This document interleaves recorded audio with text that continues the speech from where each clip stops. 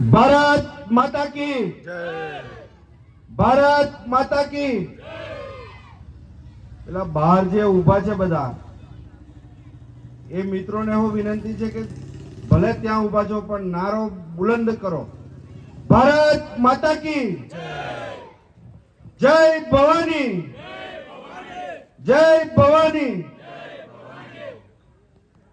અહીંયાથી જે પૂર્વ વક્તાઓએ વાત કરી કે આ જે મીટિંગ છે એ મીટિંગ શાના માટે છે? આ કોઈ રાજકીય મીટિંગ નથી. આ અત્યારે સમાજ ઉપર જે આફત આવેલી છે અને સમાજ જે રીતે હાસ્યામાં ધકેલાઈ રહેલો છે, ભારતીય જનતા પાર્ટીના એક જવાબદાર આગેવાન તરીકે કેન્દ્રના મિનિસ્ટર અને જેને કેન્દ્રીય ભારતીય જનતા પાર્ટીનું શીર્ષ નેતૃત્વ કહી શકાય એવા પુરુષોત્તમ રૂપાલાએ ક્ષત્રિય સમાજને જ નહીં પરંતુ સર્વ સમાજની મા બેન દીકરીઓ માટે જે વાણી વિલાસ કરેલો છે એના માટેનો આક્રોશ જે છે એ આક્રોશ માત્ર ગુજરાતમાં જ નહીં પણ સમગ્ર ભારતના અન્ય રાજ્યોની અંદર પણ ધીરે ધીરે પ્રસરી રહેલો છે. જે પ્રમાણે ભારતીય જનતા પાર્ટી ભાગલા પડાવો અને રાજ કરો જે અંગ્રેજોની નીતિ હતી અને એ જ નીતિ ઉપર અત્યારે કામ કરી રહેલી છે.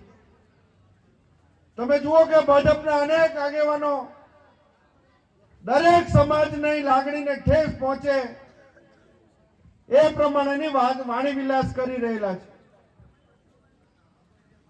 વલસાડની અંદર રાજ્યના મિનિસ્ટર કનુભાઈ દેસાઈ દ્વારા પણ આવો જ એક વાણી વિલાસ કરવામાં આવ્યો અને કોળી સમાજને ટાર્ગેટ કરવામાં આવ્યો અને એમણે કીધું કે કોળિયા કૂટાય અને દોડિયા છૂટાય. આ પ્રમાણેનું અપમાન કરવાની આ ભાજપના નેતાઓને કોણે છૂટ આપી છે? કોઈ પણ સમાજ હોય એ સમાજનું સન્માન કરવાની ભારતીય સંસ્કૃતિ છે અને જે પ્રમાણે વાણી વિલાસ કરીને માત્ર રાજકીય લાભ માટે જે પ્રમાણે સમાજોને લાગણીને ઠેસ પહોંચાડવાનું કામ આ ભાજપના આગેવાનો કરી રહેલા છે એને જડબાતોડ જવાબ આપવા માટે આજે અહીંયા એકત્રિત થયેલા છે. ક્ષત્રિય સમાજ એ એક ક્ષત્રિય સમાજ છે કે જેના સાહસ અને શૌર્યથી માત્ર ભારત વર્ષની જ નહીં પરંતુ દુનિયાની અંદર એનો ડંકો વાગે છે. આપણે એ કુળ અને એ સમાજમાંથી આવીએ છીએ કે જે સમાજની અંદર ભગવાન શ્રી કૃષ્ણએ જન્મ લીધો, ભગવાન શ્રી રામે જન્મ લીધો, ભગવાન બુદ્ધે જન્મ લીધો, ભગવાન મહાવીરે જન્મ લીધો, મહારાણા પ્રતાપે જન્મ લીધો, છત્રપતિ શિવાજી મહારાજે જન્મ લીધો, વીર ક્ષત્રિય બાજીજી મહારાજે જન્મ લીધો. એ કુળમાંથી આપણે આવીએ છીએ અને એટલા જ માટે આપણા સૌએ ગૌરવ લેવા જેવી બાબત છે કે આ એક ક્ષત્રિય સમાજ છે કે આઝાદી પૂર્વે જે રજવાડાઓ હતા, રાજાઓ હતા, રાજાશાહીની અંદર પણ ક્ષત્રિય સમાજ અનેક ઠેકાણે શાસન કરતો હતો અને રૂપાલાનું જે નિવેદન છે એ નિવેદન માં બેટી અને બહેનોની લાગણીને ઠેસ પહોંચાડનારું છે. એમણે કીધું કે અંગ્રેજોની સાથે આ રજવાડાઓ નમી જતા હતા અને અંગ્રેજોની સાથે રોટી બેટીનો વ્યવહાર આ રજવાડાઓ કરતા હતા. ત્યારે આપણે પૂછવા માંગીએ છીએ રૂપાલાને અને ભારતીય જનતા પાર્ટીને કે કયા અંગ્રેજોની સાથે રોટી બેટીનો વ્યવહાર કર્યો છે? તમે એક નામ તો બતાવો. માત્ર તમારો રાજકીય રોટલો શેકવા માટે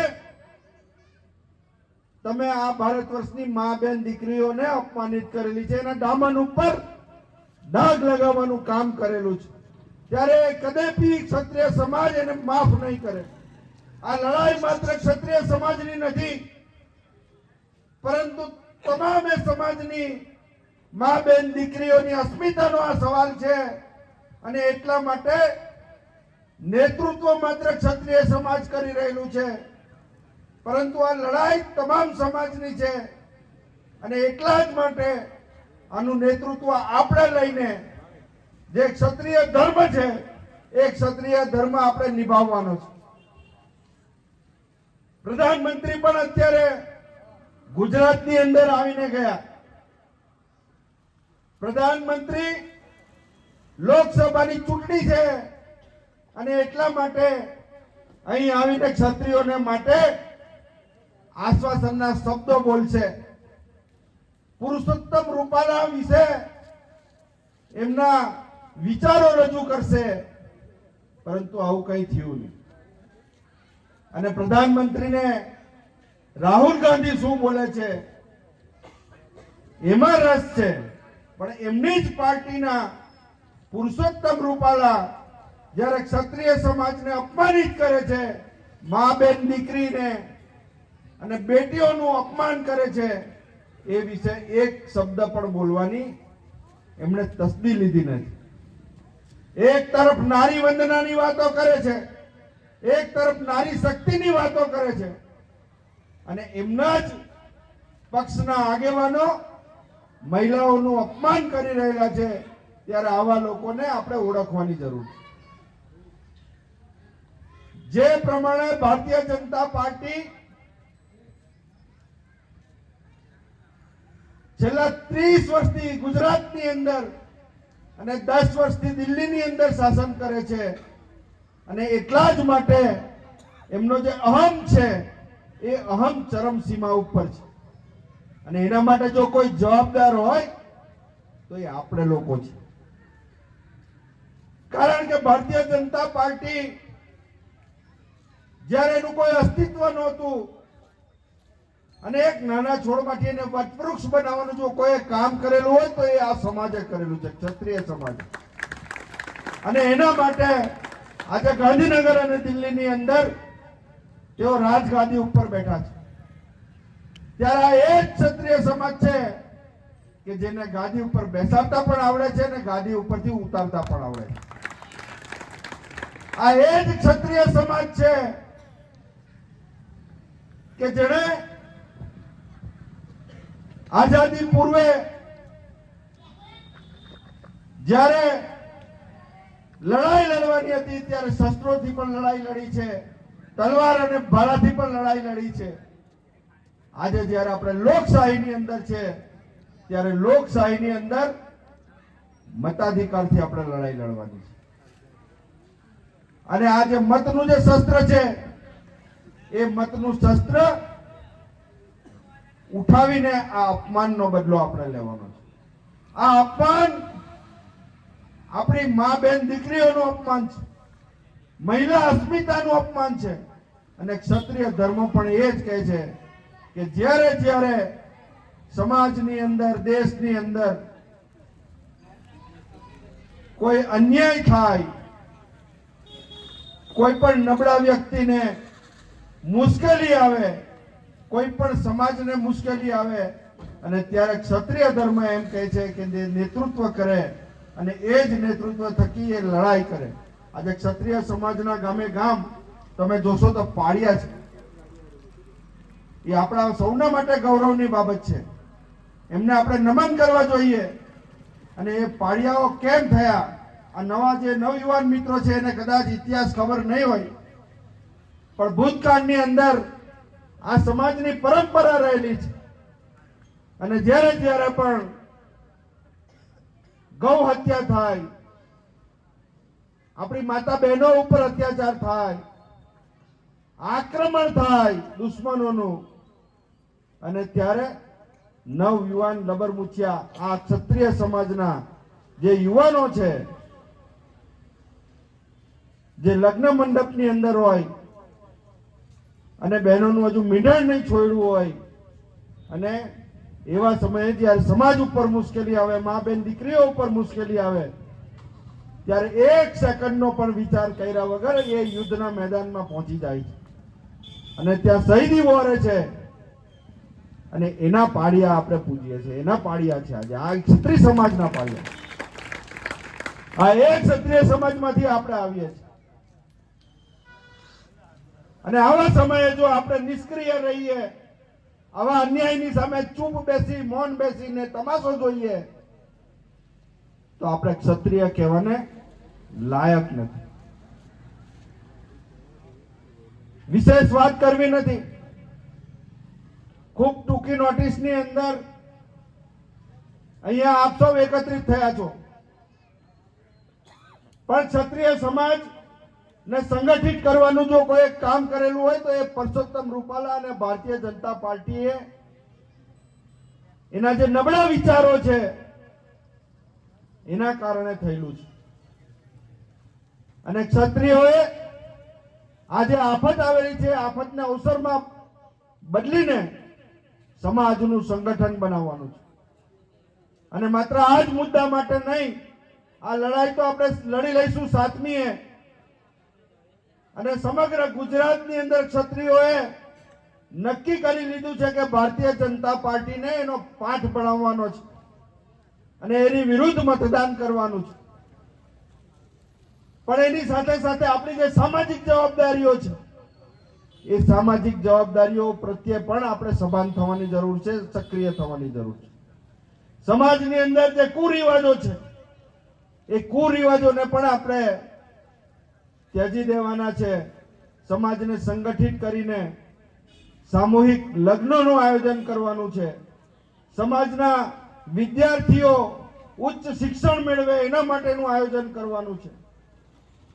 સમાજની અંદર જે ટાંટિયા ખેંચવાની પ્રવૃત્તિ છે એને દૂર કરીને સમાજ તમામ ક્ષેત્રની અંદર હરણફાળ પડે એના માટેનું એક વાતાવરણ ઊભું કરવાનું છે. અને એ જવાબદારી અહીંયા બેઠેલા નવયુવાન મિત્રોએ કરવાની છે.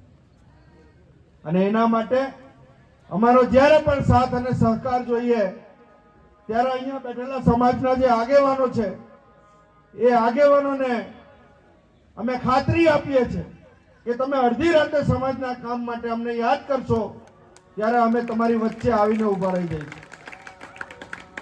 પરંતુ 7મી તારીખે જેના માટે અહીંયા આપણે એકત્રિત થયા છે, જે રીતે રાજકોટની અંદર સંમેલન ભરાયું અને એ મહાસંમેલનની અંદર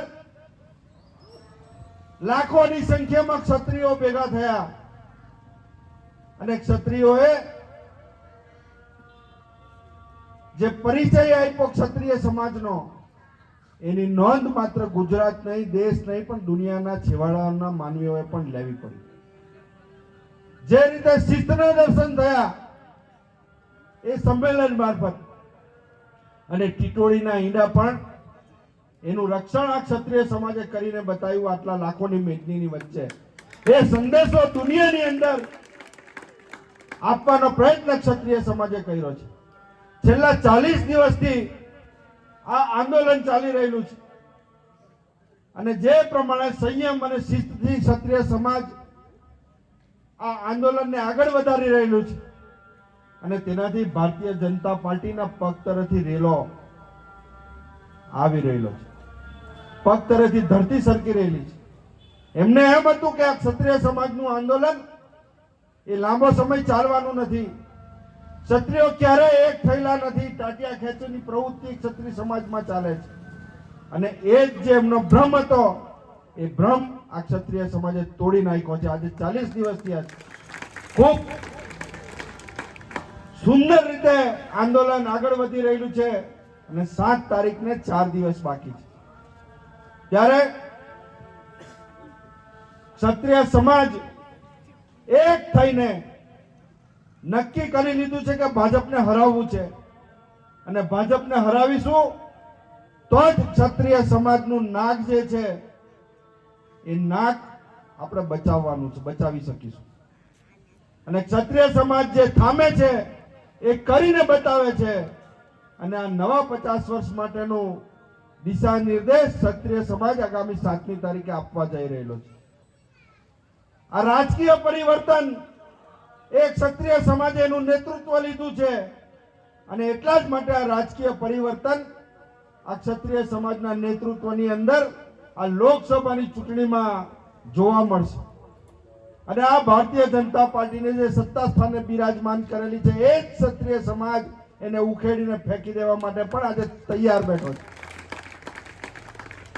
આ ક્ષત્રિય સમાજનો ધર્મ છે. ક્ષત્રિય સમાજ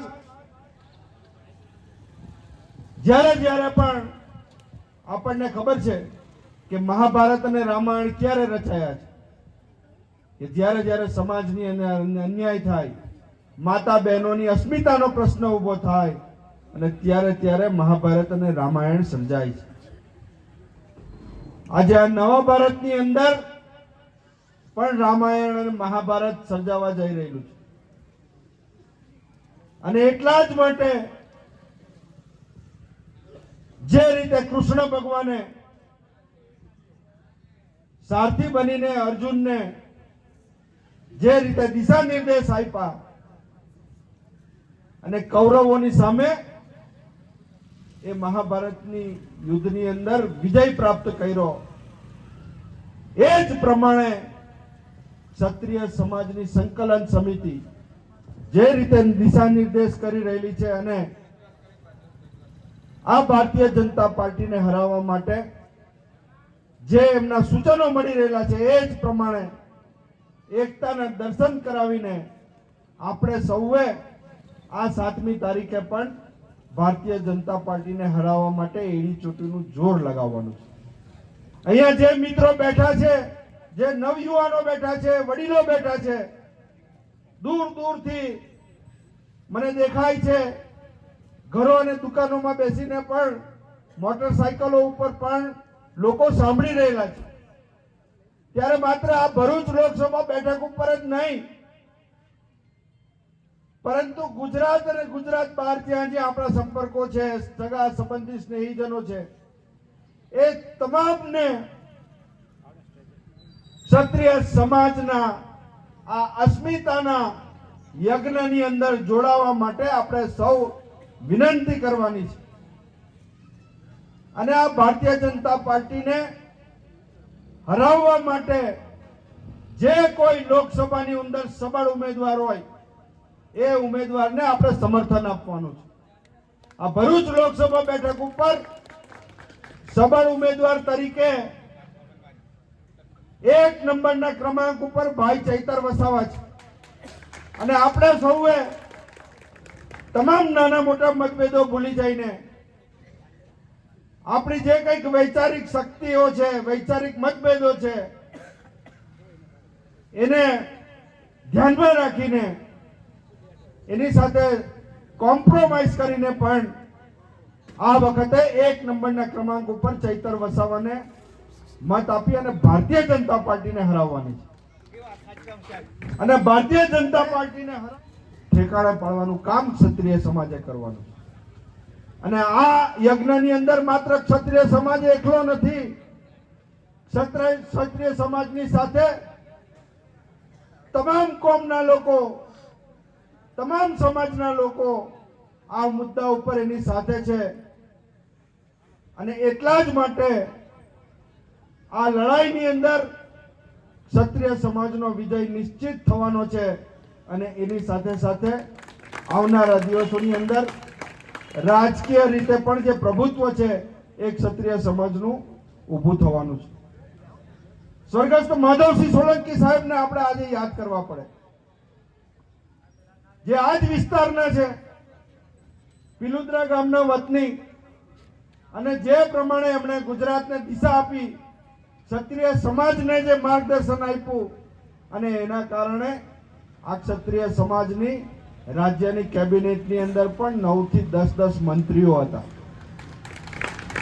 ભરૂચ જિલ્લામાંથી સ્વર્ગસ્થ મગનભાઈ સોલંકી, સ્વર્ગસ્થ હરિસિંહ મૈડા, કેબિનેટની અંદર બબ્બે એક એક જિલ્લામાંથી મંત્રીઓ ક્ષત્રિય સમાજના બનતા હતા.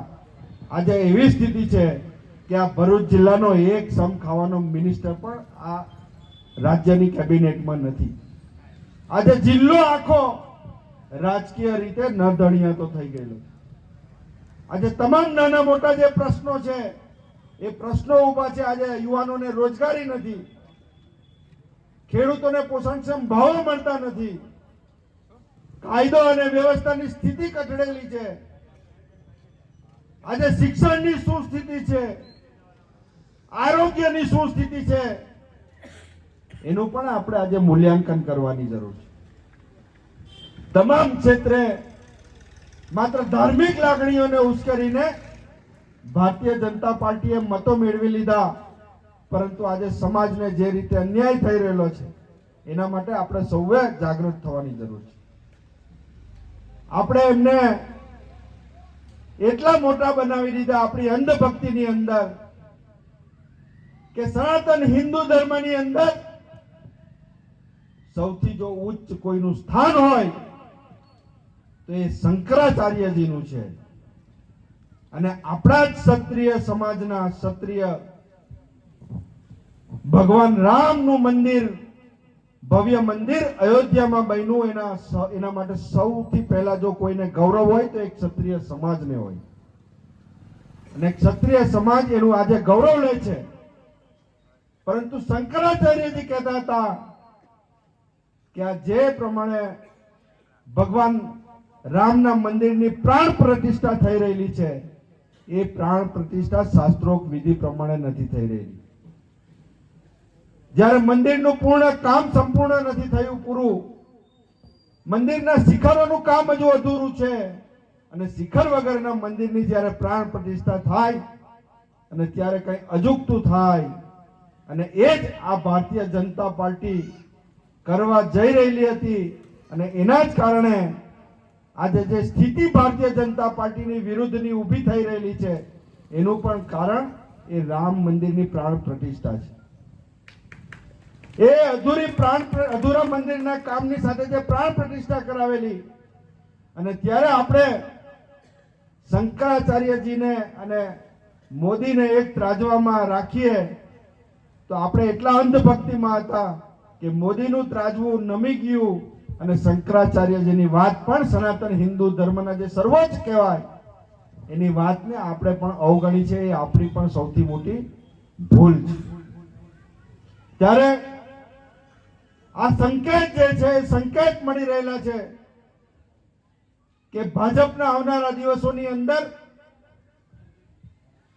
ખરાબ દિવસો શરૂ થઈ રહેલા છે અને એનું નેતૃત્વ ક્ષત્રિય સમાજ લઈ રહેલો છે. ત્યારે વિશેષ વાત નથી કરવી, અહીંયા નવયુવાન મિત્રોને વડીલો બેઠા છે, ત્યારે આ વાતને ઉપાડી લઈને આપણે સૌ 7મી તારીખે ભારતીય જનતા પાર્ટીનું વિરોધમાં મતદાન કરવા માટે 4 દિવસ બાકી છે. આપણાથી જે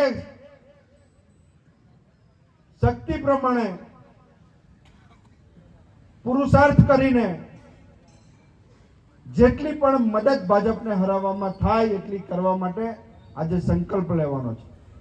અને જો તમે મારી વાત સાથે અહીંયા બેઠેલા અને ઉભેલા તમામ લોકો સહમત હોય તો 2 હાથ ઊંચા કરો, અને 2 હાથ ઊંચા કરીને પાછળ પણ જે મિત્રોને મારો અવાજ સંભળાય છે મોટરસાયકલ ઉપર, આ દુકાનોમાં પણ છે, અહીંયા ચોરામાં પણ જે બેઠા છે, એ તમામ મિત્રો હાથ ઊંચા કરો અને સંકલ્પ કરો કે હું ભારતીય જનતા પાર્ટીના, બધા બોલો ને, હું ભારતીય જનતા પાર્ટીના ઉમેદવારને હરાવવા માટે મારા તથા મારા પરિવારની સાથે મારા મિત્ર મંડળના તમામ મતદારોને મતદાન કરવા માટેની પ્રતિજ્ઞા લઉં છું. આ ચોરાવાળા જે મિત્રો છે એમને હજુ મારી વાતમાં વિશ્વાસ નથી આવ્યો, એ મિત્રોને પહેલા તમારે સમજાવવા પડશે. એમને કોઈ ગેરસમજ હોય તો એ ગેરસમજો દૂર કરવી પડશે. આ લડાઈ કોઈ રાજકીય લડાઈ નથી, કોઈ રાજકીય પાર્ટી કોંગ્રેસ કે ભાજપની લડાઈ નથી. આ ક્ષત્રિય સમાજની અસ્મિતાની લડાઈ છે. અને એમાં જો આપણે નિષ્ક્રિય રહીશું, એમાં જો આપણે કચાશ કરીશું તો આવનારા દિવસોમાં આપણી જે પેઢી છે એ પેઢી માફ નહીં કરે. આપ સૌએ ખૂબ શાંતિથી અમને સાંભળ્યા. આયોજકોએ અમને બોલાવીને આપ સૌને મળવાની તક આપી, અમારું સન્માન કર્યું. એ માટે ભાઈ શ્રી સુરેશસિંહ પરમાર, અહીંયા જે ભરતસિંહ ગોહિલ બેઠા છે, શરદસિંહ છે, ભોલાભાઈ છે, એ તમામનો હું હૃદયપૂર્વક આભાર માનીને વિરમું છું. જય હિન્દ, જય ભારત, જય ભવાની, જય ભવાની, જય ભવાની. જય ભવાની, તમારે કહેવાનું ભાજપ જવાની. જય ભવાની, ભાજપ જવાની, જય ભવાની. ભાજપ જવાની, પાછળ વાળા કેમ બોલતા નથી? જય ભવાની. ભાજપ જવાની. આ તો એનાથી અવાજ દબાઈ ગયો. જય ભવાની. આભાર.